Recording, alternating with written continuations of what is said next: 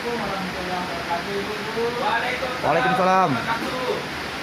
Bagaimana kabarnya Ibu? Baik. Alhamdulillah baik.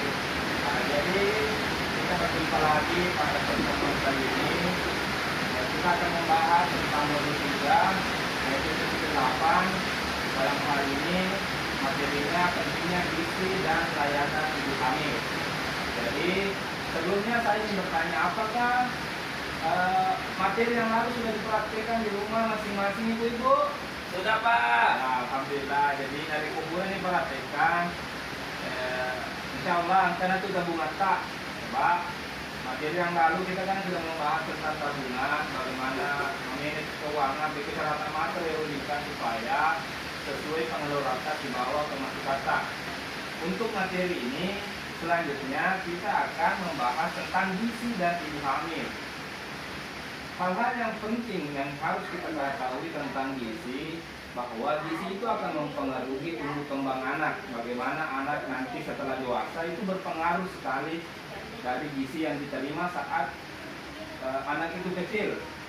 Nah, olehnya itu kita harus memenuhi gizi anak itu mulai dari di dalam kandungan sampai dia beranjak dewasa. Ada istilah 1000 hari pertama masa keemasan bagi anak. Ada yang tahu ibu-ibu? Aku masuk Nero 1000 hari pertama Mulai awal sampai 2 tahun. ya sampai 2 tahun. Jadi 1000 hari pertama itu maksudnya itu adalah waktu-waktu di mana anak harus dipenuhi maksimal gizinya, karena waktu-waktu itu yang 1000 hari pertama kehidupan bagi anak itu jika tidak dipenuhi gizinya akan berlanjut sampai dia dewasa nantinya. Jadi ngareku atau memang si 10 hari pertama salah-salah cara tak diri anak tak memenuhi gizi bisa jadi akan menimbulkan cacat, misalnya cacat yang permanen atau salah-salahnya anak misalnya seperti itu, apakah dia mau panci atau malokoi, tergantung di situ 1000 hari pertama. Makanya penting kita memenuhi gizinya di 1000 hari pertama itu. Kemudian selanjutnya setelah bayi lahir, yang paling penting kita harus menyiapkan atau menyediakan bagi bayi itu adalah ASI, air susu ibu. Bagusnya setelah lahir dia memang nih aja untuk matanya kelemaga. Mungkin itu biasa nepraktekan bidangnya, biasanya dipraktekan di bidang. Setelah bayi lahir dia akan menyimpan bayi itu di atas perut ibunya. Kemudian selama diberikan waktu selama kurun waktu 60 menit atau 1 jam, bayi itu akan merangkak mencari puting ibunya untuk mencari ASI. ASI itu intinya di sini ASI itu diberikan selama 6 bulan pertama bayi dilahirkan. Setelah 6 bulan ibu sudah bisa memberikan makanan pendamping ASI. Artinya ini ibu rebubu nanae supaya kenyana susu bawang beli nenung. Bagusnya ASI itu diberikan sampai anak berumur 2 tahun ya, supaya gizinya itu terpenuhi.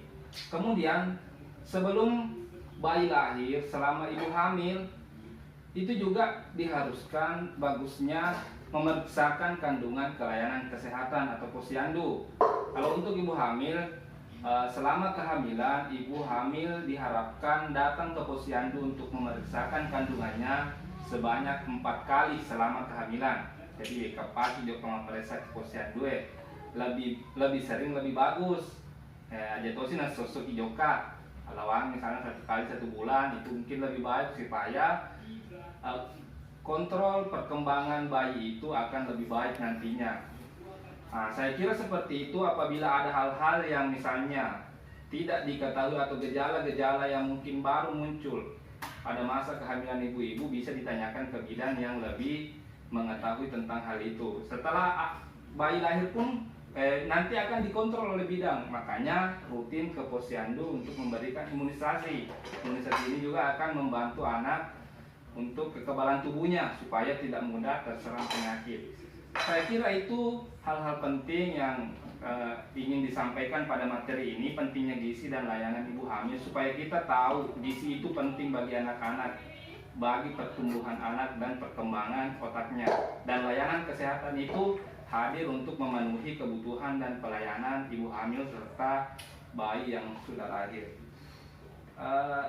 Apakah ada pertanyaan tentang materi ini, ibu-ibu? Tidak ada. Tidak ada Pak. Ya, kalau sudah tidak ada, saya harap kita semua mengetahui tentang apa pelajaran kita pada sesi ini. Setelah kita pulang ke rumah, kita praktekkan apa yang kita pelajari, kita sampaikan kepada tetangga-tetangga kita dan keluarga kita supaya ilmu ini tersebar dan bermanfaat. Saya akhiri pertemuan kita pada hari ini dengan mengucapkan Assalamualaikum warahmatullahi wabarakatuh. Waalaikumsalam warahmatullahi wabarakatuh.